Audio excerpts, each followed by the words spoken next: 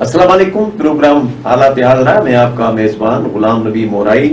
حسب معمول ہمارے مہمان ملک کے مشہور دانشور اور تاریخ دان سید عبداللہ شاہ صاحب. شاہ صاحب السلام علیکم. شاہ صاحب، جب حالات حاضرہ کی بات ہوتی ہے تو ملک میں آج جو سب سے زیادہ پوائنٹ بحث ہو رہی ہے وہ ہو رہی ہے کانسٹیٹیوشنل کرائسس.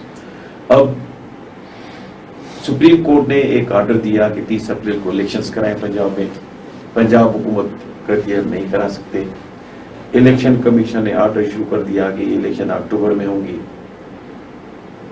آئین کہتا ہے یہ 90 دن کے اندر ہونی ہے.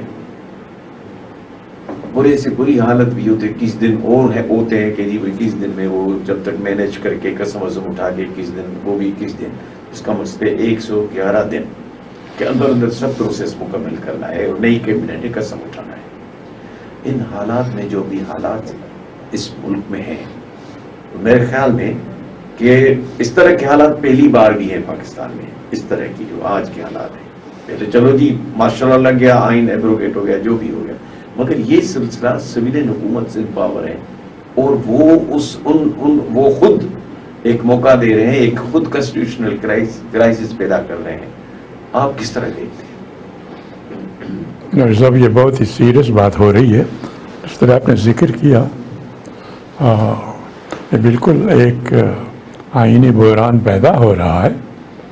آئین کہتا ہے کہ 90 دن میں الیکشن کروایا جائے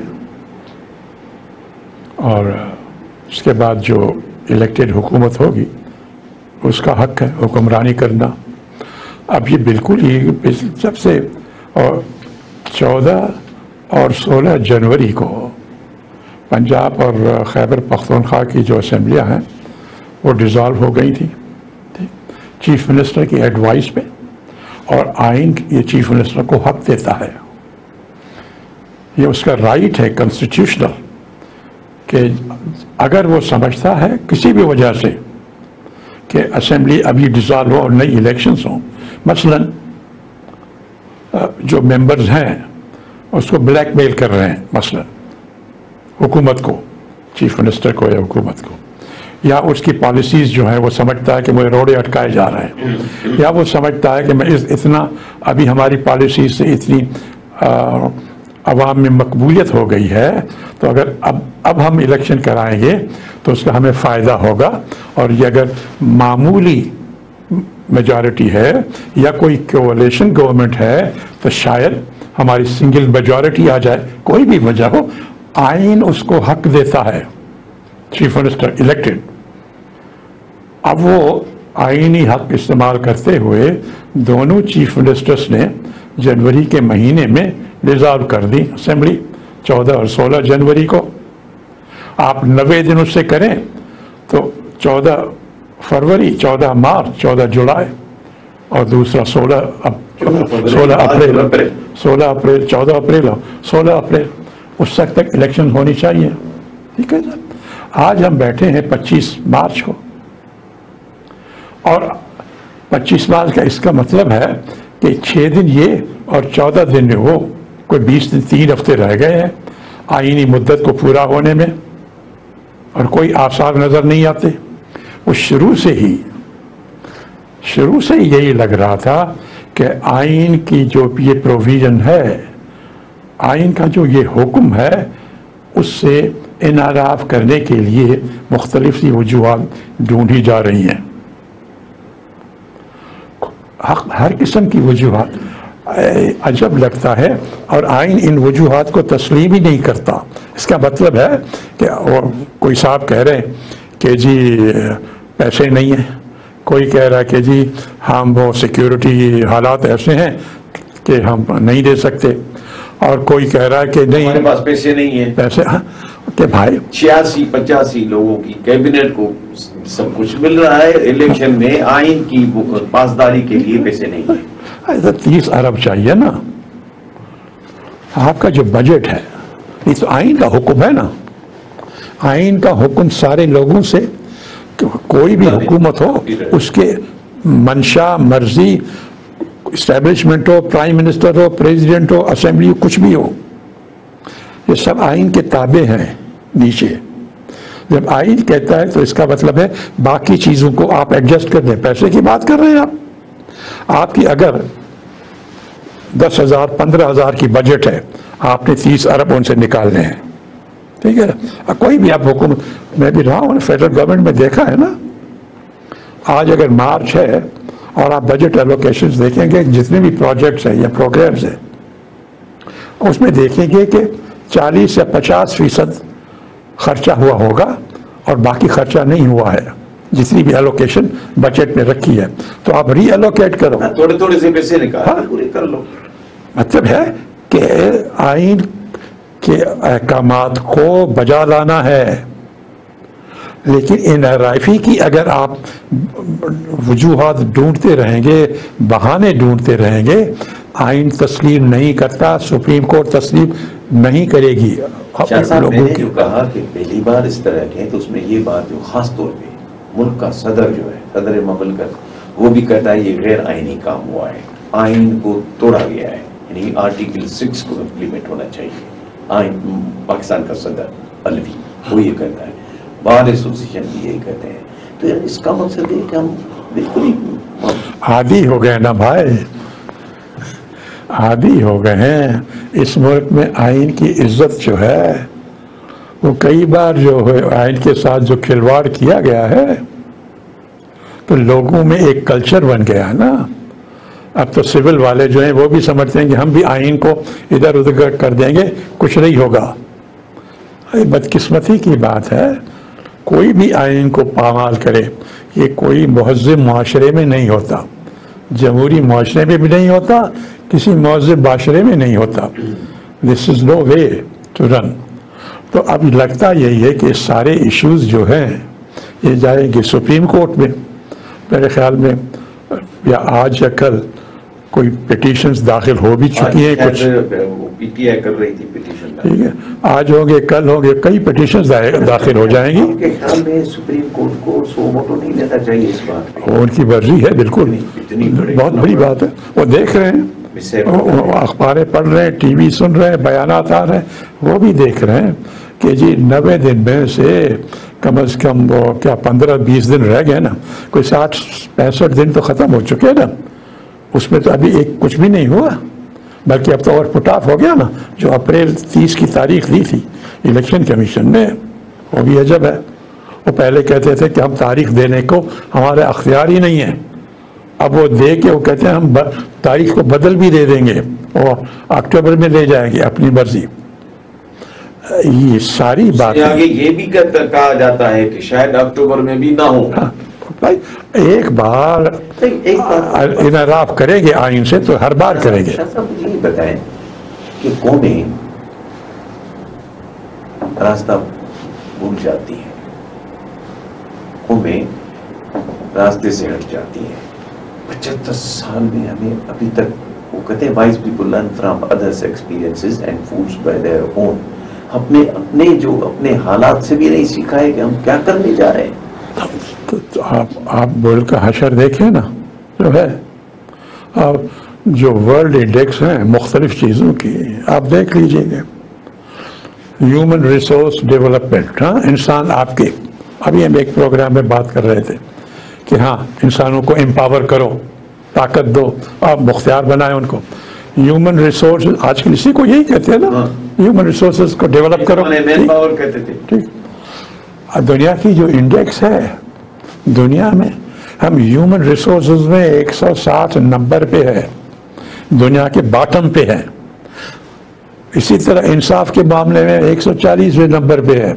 اسی طرح اکنامک ڈیولپمنٹ میں بھی 100.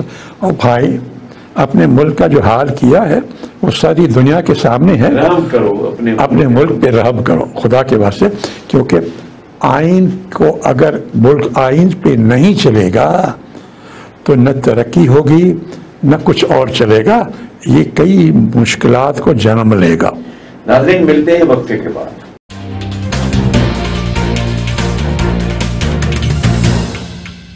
ویلکم بیک ناظرین. شاہ صاحب IMF جس کو جو بہت بڑی بات کرتے تھے ہمارے, فائنانس منسٹر کہ یہ ہو جائے گا وہ ہو جائے گا، ابھی تک وہ معاملات طے نہیں ہوئے حکومت پاکستان اور IMF کے درمیان. اچھا، اب IMF نے کہا جی 4% انٹرسٹ بڑھاؤ، وہ نہیں بڑھایا، 2% بڑھایا، 2% اور بڑھایا جا رہا ہے. مگر لگتا یہ ہے کہ IMF کا معاملہ طول پکڑ گیا ہے، اور یہ شاید اتنا جب طول پکڑ جائے تو لگتا یہ ہے کہ شاید یہ مکمل نہ ہونا نہ کرے، جو صورتحال نظر آ رہی ہے. تو آپ کیا دیکھ رہے ہیں یہ جو IMF کا خاص طور پہ معاملہ، اب ان سبجیکٹس پہ آپ کو 10 طرح سے آپ بتائیں تو صحیح کہ کیا ہے؟ آپ کی بات سے ایک مجھے IMF والی بات یاد آ گئی، میں بتاؤں گا. اب پہلے اس کو اب دیکھیں، IMF نے اتنی کنڈیشنز رکھی ہیں تو حکومت کی کریڈیبلٹی کو نہیں ہے. وجہ یہ ہے جو فائنانس منسٹر یہ ڈار صاحب لنڈن سے ان کو خاص بلایا گیا تھا اور وہ کہتے تھے کہ ہم یوں کروں، میں یوں کروں گا، وہ کروں گا. اب تو وہ لگتا ہے کہ ان کی کریڈیبلٹی تو بالکل ہی زیرو رہ گئی ہے نا. کوئی ان کی باتوں پہ اعتبار نہیں کر رہا، کیونکہ وہ ہر دفعہ یہ کہتے تھے بس چند دن میں ہو جائے گا معاہدہ، چند دن میں ہو جائے گا. اس کو بھی کئی مہینے ہو گئے ان کو. تو کوئی ان کی باتوں پر اعتبار نہیں کر رہا، بلکہ حکومت کی باتوں پر بھی یہ جو حکومت آئی ہے یا بٹھائی گئی ہے، ان کی باتوں پر بھی کوئی اعتبار نہیں کر رہا. IMF خود نہیں کر رہا ہے. تو یہ اور ابھی جو کنڈیشنز انہوں نے لگائی ہیں کہ جی پہلے آپ وہاں سے ایگریمنٹس لے آؤ، دو آپ جو ہمیں آ کے کہتے ہو کہ دوست ممالک سے وہ ہمیں یہ دے دیں گے.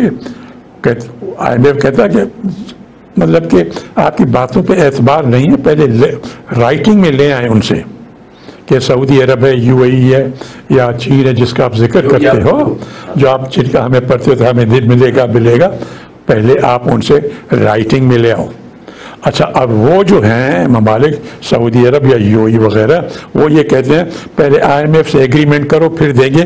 ان کا بھی اعتبار نہیں ہے ہماری حکومت میں. یعنی یہ حال ہم نے پاکستان کا کر دیا اس حکومت نے. نہ IMF ان پر اعتبار کر رہا ہے، نہ جو ہمارے دوست ہیں سعودی عرب ہے، UAE ہے، چائنا، وہ بھی اعتبار نہیں کر رہے. وہ کہتا ہے کہ آپ پہلے ان سے لکھوا کے لائے، اور وہ دوسرے کہتے ہیں نہیں آپ IMF سے لکھوا کے لائیں پھر آپ کو مدد کریں گے. اب یہ جو بے کسی کا IMF نے یہ بھی اسپیسیفکلی کہا ہے کہ ہم نے الیکشن کے سلسلے میں کوئی بات نہیں، وہ اس میں نہیں آئیں گے نا، بالکل پولیٹیکل باتوں میں نہیں آئیں گے. صحیح بات ہے. اب یہ جو بے کسی کا عالم ہے حکومت کا، اور جو پاکستان کو اس نہج پہ لے آئے ہیں، اس سے مجھے ایک بات یاد آتی ہے جو ناظرین کو بتاؤں. شاید پاکستان میں لوگوں کو اعتبار ہی نہیں آئے گا کہ کبھی پاکستان کی اتنی عزت بھی ہوتی تھی. یہ جو آج کل جس پہ یہ تگ و دو ہو رہی ہے، یہ تو اسٹاف لیول ایگریمنٹ ہے کہ جو وہاں سے لوگ آئے ہیں، یہ اسٹاف لیول اگر ایگریمنٹ ہوتا ہے حکومت پاکستان سے، یہ پھر لے جائیں گے اپنے بورڈ آف ڈائریکٹرز پر. جو IMF کا بورڈ آف ڈائریکٹرز ہے، سب سے اعلیٰ وہی ہے نا، وہ پھر اپروو کرے گا یا نہ کرے، یا جو الٹیمیٹلی وہ اتھارٹی ہے. اب تو جو اسٹاف لیول ایگریمنٹ ہے، جو ان کے افسر یہاں آئے ہوئے ہیں، انہوں نے پاکستان کی حکومت کو ایسا کیا ہوا ہے، وہ بھی ان کی بات، حکومت کی باتوں کو تسلیم نہیں کرتے، اعتبار نہیں کرتے. میں آپ کو ایک مثال دوں، میں یہ کہہ رہا ہوں لوگوں کو اعتبار نہیں آئے گا. 1988 میں 1988 میں جنرل مشرف اور غلام اسحاق خان کی، مشرف کیا ضیاء چلے گئے، وہ اس کو جو ایکسیڈنٹ ہوا جہاز کا، پھر غلام اسحاق خان چلا رہے تھے اور ان کے جو وزیر خزانہ تھے وہ انہوں نے ایک ایگریمنٹ کیا IMF سے. اب وہ پاکستان کے لیے بہت سخت شرائط تھی اس میں، اور وہ جس طرح ہماری سیاست ہوتی ہے، انہوں نے وہ انیشل کیا، پورا ایگریمنٹ سائن نہیں کیا، فل دستخط جو ہوتی ہے نا، تھوڑی انڈرسٹینڈنگ ہے لیکن گنجائش رکھی. پھر الیکشن ہو گئے 88 کے، इलेक्शन में पीपल्स पार्टी लार्जेस्ट पार्टी आ गई बेनज़ीर साहिबा की सरपरस्ती में। तो वो जो एग्रीमेंट था जो बहुत सख्त था, वो जो पहले वो साइन नहीं कर रहे थे, जो गुलाम इसहाक़ खान और उनके जो वज़ीर थे महबूबुल हक, वो साइन नहीं कर रहे थे। फिर जब उनका ये ख्याल था कि जी हमारी हुकूमत आएगी अपनी तो फिर हम इसको फिर निगोशिएट कर लेंगे। जब इनकी हुकूमत नहीं आई और पीपल्स पार्टी की हुकूमत आ गई तो उन्होंने वो एग्रीमेंट फॉर्मली फुल दस्तखत करके दे दिया 2 या 3 दिन पहले, बेनज़ीर साहिबा की ओथ टेकिंग से पहले। अब जब इन्होंने ओथ टेकिंग की हुकूमत में आई तो मैं उनके साथ काम कर रहा था, तो मुझे उन्होंने कहा इसको देखें। तो मैंने उसको जब देखा तो उसमें 3-4 बड़ी सख्त कंडीशंस थी। उसमें एक मसलन ये भी थी कि अगर आपको कोई फॉरेन गवर्नमेंट दोस्त ममालिक आपको ग्रांट देते हैं फ्री, जो आपको वापस नहीं कर रही, आपको ग्रांट देते हैं, तो उस एग्रीमेंट में लिखा गया था कि ये ग्रांट जो है वो भी इसको हम ट्रीट करेंगे एज लोन, कर्जा। क्योंकि हर मुल्क की जिस तरह कोई फ़र्द होता है ना इंसान, आप बैंक से कर्जा लेते हैं तो एक लिमिट होती है कि भाई इससे ज़्यादा आपकी कैपेसिटी नहीं है लोन को वापस करने की, हम आपको नहीं देंगे। तो उन्होंने इस ग्रांट को भी कहा था कि कर्जा है, इसका मतलब पाकिस्तान को ग्रांट मिले या लोन, उस पर लिमिट आ जाएगी। तो जब इनकी मैंने निशानदेही की कि जी ये तो मुश्किल हो जाएगी हुकूमत के लिए, तो उन्होंने फिर फाइनेंस मिनिस्ट्री वालों को बुलाया। उन्होंने कहा साहब वो IMF से के तो एग्रीमेंट हो चुका है, और न सिर्फ स्टाफ लेवल, वो जो बोर्ड बैठता है बोर्ड ऑफ डायरेक्टर्स, उन्होंने भी मंजूर कर लिया। ये तो सवाल ही पैदा नहीं होता कि इसमें कोई तब्दीली हो। मैं अर्ज कर रहा हूँ ये तो स्टाफ लेवल एग्रीमेंट इनसे नहीं हो रहा, मैं बोर्ड ऑफ डायरेक्टर्स की बात कर रहा हूँ, वहाँ पे एग्रीमेंट हो चुका था। फिर कुदरत की एक बात हुई, वहाँ पे ये दिसंबर जनवरी की बात थी, 88 दिसंबर जनवरी 89। फिर जापान के एम्परर हिरोहितो उनका इंतकाल हो गया। तो फरवरी 89 में दुनिया के कई ममालिक के सरबराहान जापान पहुंचे, टोक्यो में। उनकी जो फ्यूनरल सेरेमनी थी टू पे रिस्पेक्ट्स टू हिम, तो प्राइम मिनिस्टर भी गई हमारी, मैं भी उनके साथ था। वहाँ से दूसरी हुकूमतों के साथ जो IMF के मैनेजिंग डायरेक्टर थे उस वक्त, मोसो कमदेसु, वो भी वहाँ आए थे।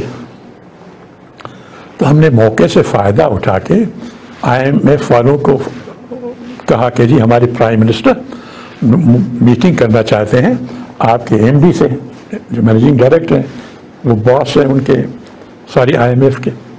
तो वो खुद चल के आए होटल जब बेनज़ीर साहिबा थी, जब मीटिंग हुई, और मैंने उनके लिए 3 या 4 जो पॉइंट्स बताए कि साहब ये जो कंडीशंस हैं, ये जो कंडीशंस हैं, ये जो कंडीशंस हैं, ये तो हमारी नई हुकूमत आई है, तो हमारे अगर कोई प्रोग्राम है डेवलपमेंट का, आवाम की भलाई का, कर ही नहीं सकेंगे। इसमें तो इतनी कदखन आपने कंडीशन लगाई हुई है। अगर कोई दोस्त ममालिक हमें फ्री ग्रांट भी दे, मदद भी करना चाहे, तो आप कहते हैं नहीं हम नहीं ले सकते। तो 3-4 अब हम ये जिस तरह बैठे हैं ना, हम 4 आदमी थे, बेनज़ीर साहबा के साथ मैं था और MD के साथ जो थे उनका एक आदमी, हम कुल 4 बैठे थे, यही गोल में। उन्होंने जब प्राइम मिनिस्टर ने उनको जिक्र किया कि हमारे साथ ये मुश्किल है, आपका ये एग्रीमेंट जो है पिछली हुकूमत ने किया, हमारे लिए ये 2 कंडीशन, 1 या 2 कंडीशंस उन्होंने जिक्र किया बेनज़ीर साहिबा ने, तो उन्होंने रोक दिया। Prime minister please stop, I understand, आप मुझे बताएं आपको इसमें क्या क्या तब्दीली चाहिए, क्या तब्दीली चाहिए। तो उन्होंने कहा, मैंने कहा जी ये चीज़, तो उन्होंने कहा अच्छा ठीक है, आप यूँ कर रहे हैं, आप मुझे ख़त भेज दें, आपको जो जो तब्दीलियाँ चाहें हम बोर्ड के डिसीजन को तब्दील कर लेंगे। तो वापस आने के बाद प्राइम मिनिस्टर ने ख़त भेजा MD को, तो वो जो बोर्ड का डिसीजन था, वो जिस तरह प्राइम मिनिस्टर ने उनको ख़त कहा कि ये तब्दीली, ये तब्दीली, ये तब्दीली, ये तब्दीली, सारी तब्दीली को बोर्ड का डिसीजन तब्दील हो गया। عزت پاکستان کی یہ تھی اور جو پرائم منسٹر ہاں اور جو پرائم منسٹر تھی بے نظیر صاحبہ ان کی بین الاقوامی عزت تھی. ان کے کہنے پہ بورڈ کا ڈیسیشن تبدیل ہو گیا اور یہاں ساری حکومت بیٹھی ہے. جو اسٹاف کے جو ملازم آئے ہیں ان سے ان کی بات طے ہو نہیں پاتی. صاحب ایک وقفہ لیتے ہیں, ناظرین ملتے ہیں وقفے کے بعد.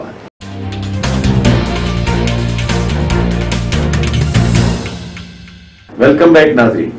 شاہ صاحب انٹرنیشنل افیئرس کی بات کریں گے تو چائنا کا صدر رشیا کی ٹور پہ گیا ہے اور ایک بہت بڑا ہار بھی لے کے گیا ہے چائنا کا صدر. اس نے رشین پریزیڈنٹ پوٹن کو پہنایا بھی ہے. اب ان حالات کو کس طرح دیکھ رہے ہیں صاحب؟ یہ دنیا کی بہت بڑی تبدیلی ہو رہی ہے. جو اس کے بہت سے اثرات ہوں گے. ایک لحاظ سے 1991 میں جب سوویت یونین ختم ہو گئی اور اس سے ٹکڑے ہو گئے, کئی ممالک پیدا ہو گئے, تو اس وقت امریکی صدر جو تھے ایریا وائز آج بھی رشیا نمبر 1 ہے. بالکل آج بھی لارجسٹ ٹیریٹری رشیا کی ہے, دوسرے نمبر پہ کینیڈا ٹیریٹری وائز نا, کینیڈا سے سیکنڈ ٹیریٹری وائز. ٹھیک ہے سر. اچھا اب یہ ہے کہ جب وہ روس کے ٹکڑے کو سوویت یونین کے ٹکڑے ہو گئے تو اس وقت جو امریکی صدر تھے جارج بش سینئر, اس نے کہا جی ایک نیا ورلڈ آرڈر اب پیدا ہو رہا ہے. اس کا مطلب ہمارا کوئی اور مد مقابل نہیں ہے. United States now has become the supreme power. Soviet union کے ٹکڑے ہو گئے, چائنا اس وقت تھی نہیں, کسی لحاظ میں اتنی ریجنل پاور بھی نہیں تھا اتنا اس کا. تو اب وہ جو 1991 میں جو امریکن سپرمیسی والا نیو ورلڈ آرڈر انہوں نے پیدا کیا, اب چینی اور روسی صدر مل کے ایک نیا ورلڈ آرڈر پیدا کر رہے ہیں. کوشش چاہیے کہ ہاں اب جو ہے 30 سال کے بعد ورلڈ آرڈر تبدیل ہو رہا ہے اور یہ دو بڑے آپس میں مل رہے ہیں.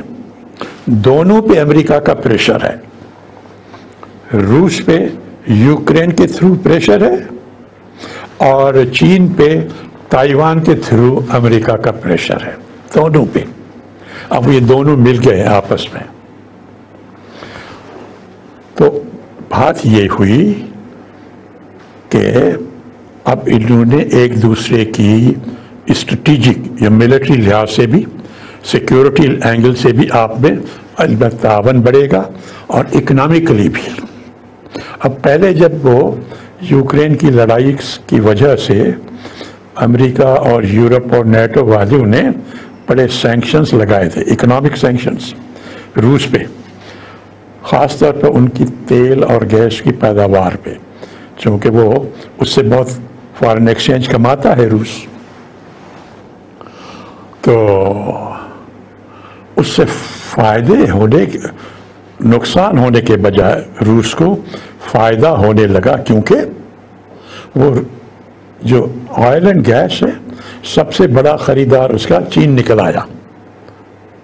اب ہوا یہ ہے کہ باقیوں کو بھی بیچتا ہے. ہندوستان بہت بڑا خریدار بن گیا روسی تیل کا, پاکستان بھی اب لے رہا ہے اور بنگلہ دیش لے رہا ہے, برما لے رہا ہے اور ایشیا اور افریقہ کے کئی ممالک. تو روسی تیل اور گیس جو انرجی ہے اس کی تو بڑی ڈیمانڈ ہو گئی دنیا میں. اب یورپ کے بجائے ایشیا اور افریقہ لے رہا ہے. اب چین اور روس کے تعلقات کے حوالے سے میں اسی پہ فوکس کروں گا. اب ان کا ایگریمنٹ یہ ہوا ہے آپس میں کہ ہاں چین کو بھی ضرورت ہے انرجی کی, تو گیس اور تیل روس فراہم کرے گا چین کو, اور چین سے الیکٹریکل گڈ سے الیکٹرانکس, جس میں چین نے بڑی ترقی کی ہے ساری دنیا میں, تو وہ سپلائی کرے گا روس کو. تو دونوں کی ضروریات جو ہیں وہ آپس میں اکنامکلی ایک دوسرے کو فائدہ ملے گا اور اسٹریٹجکلی دونوں میں ملٹری کوآپریشن جو ہے وہ بھی بڑھے گا کیونکہ دونوں انڈر پریشر ہیں۔ اچھا، اس میں ایک دوسری جو کڑی ملی کچھ دن پہلے، وہ چین کی مدد سے سعودی عرب اور ایران کے درمیان جو تعاون پیدا ہو گیا، جو تعلقات بڑے خراب تھے، اب وہ ڈپلومیٹک ریلیشنز آپس میں بحال ہو گئے، دونوں فارن منسٹرز کی آپس میں گفتگو بھی ہوئی ہے اور تعلقات کو بڑھانے کے لیے۔ اسی طرح دوسرے جو عجب ہوا ہے، سیریا کے جو پریزیڈنٹ ہیں بشار الاسد، وہ بھی روس کے ساتھ ان کا تعاون کافی عرصے سالوں سے ہے، اور یہ کچھ عرب ممالک جو تھے وہ امریکہ سے مل کے چین میں اور سیریا میں، شام میں اس کی حکومت کو ختم کرنے کے لیے کوشش کر رہے تھے، فلاں کو آرمامنٹ دے دیے، اندر سول وار کے کنڈیشن پیدا ہو گئی، اب وہ بھی ختم ہو گئی ہیں ایک لحاظ سے۔ اور کئی سالوں کے بعد شام کے صدر بشار الاسد یو اے ای کے سرکاری دورے پہ وہاں پہنچے ہیں۔ اب یہ دیکھ لیجئے کہ کیا تبدیلی دنیا میں آ رہی ہے جیو پولیٹیکل۔ ایران اور روس کے تعلقات، ایران اور سعودی تعلقات بہتر ہو گئے چین کی مدد سے، اور جو شام جو روس کا دوست تھا وہ یو اے ای کے ساتھ اس کی دوستی بن رہی ہے۔ تو عرب ممالک، سعودی عرب اور یو اے ای، یہ امریکہ سے دور جا رہے ہیں، روس کے قریب یا چین کے قریب۔ اکنامکلی دونوں کو فائدہ مل رہا ہے، چین خاص طور پر چین سے، اور چونکہ چین اور روس آپس میں دوستی ان کی بڑھ گئی ہے، ملیٹریلی بھی اکنامکلی بھی، اس لیے یہ جو ایشیا کا خاص طور پر ہماری دنیا جو ہے، یہ مڈل ایسٹ، اس میں یہ بڑی تبدیلی آ رہی ہے، اور اس کی تبدیلی کے اثرات اس علاقے پہ بھی پڑیں گی، خاص طور پر پاکستان میں۔ اور پاکستان کے لیے ایک لحاظ سے بڑی حکمت چاہیے، بڑی وزڈم چاہیے کہ اپنے آپ کو کسی قسم کے جھگڑے میں ملوث نہ کریں، جس طرح ہم نے 1980 کے دہائی میں کیا، یا پھر 2000 میں کیا، اور ضیاء کے زمانے میں، یا پھر مشرف کے زمانے میں، اور بہت نقصان ہوا پاکستان کا۔ آج تک بھی وہ نقصان جو ہے پاکستان کا معاشرہ اور اس کی اکانومی وہ نقصان برداشت کر رہا ہے۔ مطلب یہ ہے کہ اب ایک نیا ورلڈ آرڈر، ایک ملٹی پولر ورلڈ، جس میں ایک سپر پاور کی کل مختار نہیں رہا ہے ابھی۔ اب یہ دونوں آپس، اکیلے شاید امریکہ کا مقابلہ نہ روس کر پائے گا نہ چین کر پائے گا، دونوں مل کے ایک پولیٹیکل پاور پیدا کر رہے ہیں۔ تو یس، یوکرین کا اور یوکرین کی جو لڑائی، یوکرین کا تو نقصان ہو ہی رہا ہے بہت زیادہ، اور 1/3 زمین پہ قبضہ کیا رشیا نے۔ اور اچھا، اور ابھی ایک امریکن پروفیسر بات کر رہا تھا، تو وہ کہہ رہا تھا کہ یہ وہی ہوگا ان کے ساتھ، یوکرین کے ساتھ، جو افغانستان کے ساتھ۔ ابھی یہ بھی جو صدر صاحب ہیں وہاں کے، ان کو بڑی پروپیگنڈا اور ان کی پی آر، ویسٹرن پریس امریکہ کی اور یورپ کی اس کو بڑا اچھال رہے ہیں۔ وہ اپنا بندہ ہے، جو کہتے ہیں وہ کرتا ہے، اس کا ملک تباہ ہو رہا ہے۔ جو یورپ میں جرمنی اور فرانس، انہوں نے بیچ میں کوشش کی کہ بھائی تصفیہ کرا لیں، روس کے اور یوکرین کے درمیان پیس ہو جائے، کیونکہ یہ لڑائی جو ہے یہ پھیلتی یورپ میں کو بھی متاثر کرے گی۔ اکنامکلی تو ابھی بھی ہو گئے، چونکہ گیس کی سپلائی یورپ کو کم ہو گئی، تو اکنامکلی تو ہے۔ اب ملیٹریلی بھی کچھ لوگوں کا یہ بھی کہنا ہے کہ دنیا کی تیسری عالمگیر جنگ، اس کی جو ابتدائی اسٹیپس ہیں وہ شروع ہو گئے ہیں۔ یہ بڑھتے، اگر یہ تھم نہیں گئی، اگر اس کو روکا نہیں گیا، اگر کہیں امن نہیں قائم کیا گیا، تو یہ بڑھتے بڑھتے باقی جو ممالک ہیں وہ بھی اس آگ میں آ جائیں گے۔ ابھی تو صرف یہ روس، چین اور امریکہ اور نیٹو ہیں، اگر یہ بڑھے گا چین بھی آ جائے گا، اور اگر تائیوان والا معاملہ ہوتا ہے تو پھر وہ ویتنام ہے، فلپینز ہے، انڈونیزیا ہے، پھر مسئلہ پاکستان کے لیے بھی کھڑا ہو جائے گا۔ پوائنٹ از کہ ہاں نیا ورلڈ آرڈر ایک نیا بن رہا ہے، آیا پہلا اولڈ ورلڈ آرڈر اور نیو ورلڈ آرڈر، ان کے درمیان چپکلش بڑھے گی یا کہیں امن امان یا کوئی ایڈجسٹمنٹ پیسفل کو ایگزسٹنس ہوگا؟ اگر نہیں ہوگا تو کچھ لوگ یہی ہیں، کوئی تھنکرز جو کامنٹیٹرز ہیں، جو پروفیسر صاحبان ہیں، ان کا یہ بھی خیال ہے، بلکہ وہ مہاتیر صاحب جو ہیں ملیشیا کے فارمر پرائم منسٹر، ان کا بھی یہ کہنا تھا، ان کی اسسمنٹ، کہ یہ اگر روکا نہیں گیا تو یہ پہلے قدم ہے جو آگے چل کے تیسری عالمگیر جنگ میں ان کی شکل اختیار کریں گے۔ خدا کرے وہاں نہ جائیں اور اس بات کو ڈیفیوز کرنے کے پیسفل کو ایگزسٹنس ہو، نہ کہ لڑائی کی تیسری ورلڈ وار کی طرف جائیں۔ ناظرین، پروگرام اختتام پذیر ہوا۔ خدا حافظ۔